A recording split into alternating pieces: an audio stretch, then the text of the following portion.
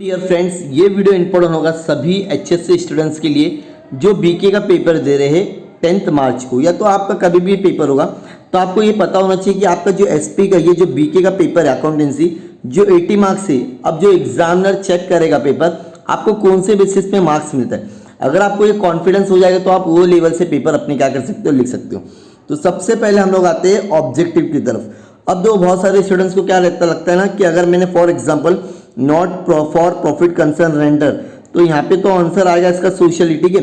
अगर स्टूडेंट्स को लगता है कि मैंने कट करके कुछ और लिखूंगा, जैसे देखो एग्जाम में मैंने क्या किया, for example not for profit concern render social, social तो आंसर था, अब मैंने क्या कर दिया, मुझे ना कुछ और लगा, ठीक है, तो मैंने इसको कैंसिल करके कुछ और लिखा।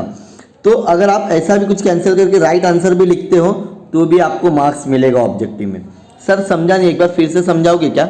यस, फॉर एग्जाम्पल आपने क्या लिखे, नॉट प्रॉफिट कंसर्न रेंडर, मैंने लिखा एग्जाम में फॉर एग्जाम्पल यहाँ पे लिखा ग्रुप, क्या लिखा पहले ग्रुप, ठीक है, फिर लास्ट में मुझे किसी ने आंसर बता दिया, हो सकता है कि इसका ग्रुप आंसर नहीं सोशल है, तो मैं क्या करूँगा, ये इसको कैंसिल करके फिर सोशल, या तो ये पूरा कैंसिल करके नीचे लिखोगे तो भी चलेगा, या तो इसी को ऊपर लिख के कैंसिल करोगे तो भी चलेगा। सर मार्क्स मिलता है, यस, एग्जाम ने आपको मार्क्स मिला, लेकिन आपका आंसर क्या होना चाहिए, करेक्ट। लेकिन हमेशा ऐसा मत करना, मैंने आपको बता दिया करके, ठीक है। तो इस तरह से आपका ऑब्जेक्टिव का आंसर लिखना है। अब कुछ स्टूडेंट्स क्या करते हैं ना, फॉर एग्जांपल क्वेश्चन लिख के आंसर लिखते हैं। एग्जामिनर को सिर्फ आंसर की रिक्वायरमेंट है, अगर आप क्वेश्चन नहीं भी लिख रहे हो तो भी वो चलेगा। Done everyone, done.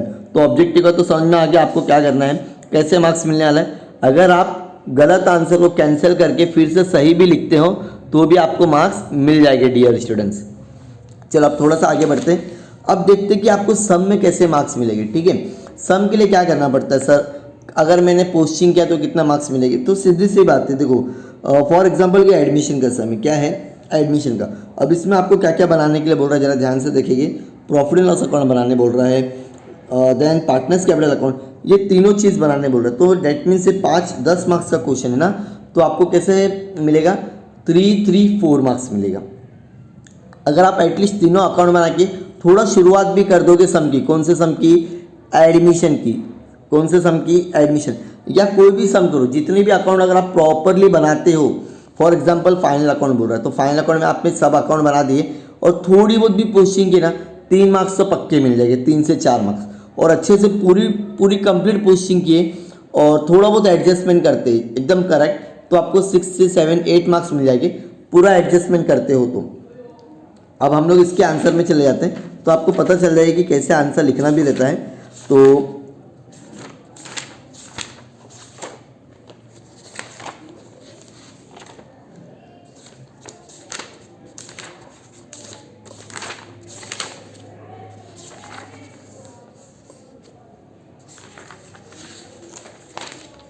ये था आपका एडमिशन का सम, ठीक है।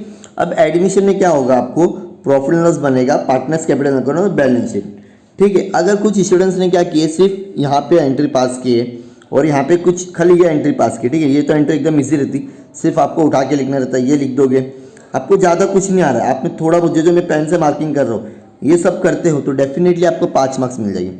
ये तो आपको यही से मिलने वाला है, ये भी आपको पता होगा एडमिशन का सम कैसे करना रहता है। अगर ये भी इतना भी करते हो तो डेफिनेटली आपको मार्क्स मिल जाएंगे। ओके डन स्टूडेंट्स, तो अब हम बढ़ते हैं।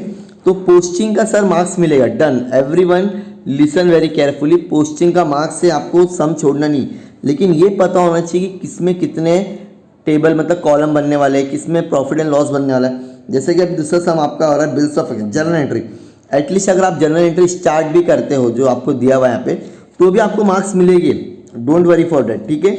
आपको पोस्टिंग का मार्क्स है, इच एंड एवरीथिंग, अगर आप स्टेप बाय स्टेप जा रहे हो। टैली का मार्क्स कितना सर, 2 मार्क्स है सिर्फ टैली का।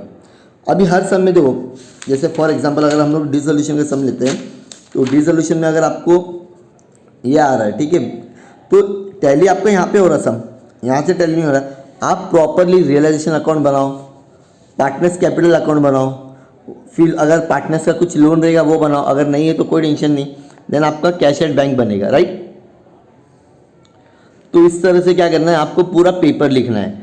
तो मतलब पहले कॉलम बनाना सीख लो, जिसको सिर्फ पास होना है, ताकि कॉलम बना के डेबिट क्रेडिट लिखेंगे, जो स्टार्टिंग में बैलेंस ब्रॉट डाउन करके लिखना रहता है वो लिखो, वहाँ से भी आपको अच्छे खासे मार्क्स मिलेगी। ज़रूरी नहीं कि आपको पूरा होगा तभी आपको, आधा मार्क्स तो कंफर्म है। पेपर बहुत लाइटली चेक होता है डियर स्टूडेंट्स।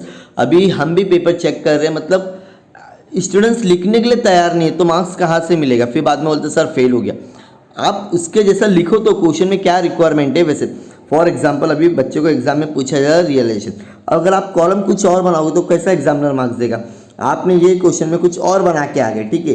या तो बहुत सारे स्टूडेंट्स ना रियलाइजेशन ये जैसे पार्टनरशिप है तो किसने बोलते भाई सब में तुम्हारा क्या बनने वाला है, बैलेंस शीट बनने वाली, और रियलाइजेशन अकाउंट मतलब डिसोल्यूशन में आप क्या बना के आ रहे हो, पार्टनरशिप, तो आपको मार्क्स मिलने वाले नहीं, मार्क्स मिलने वाले।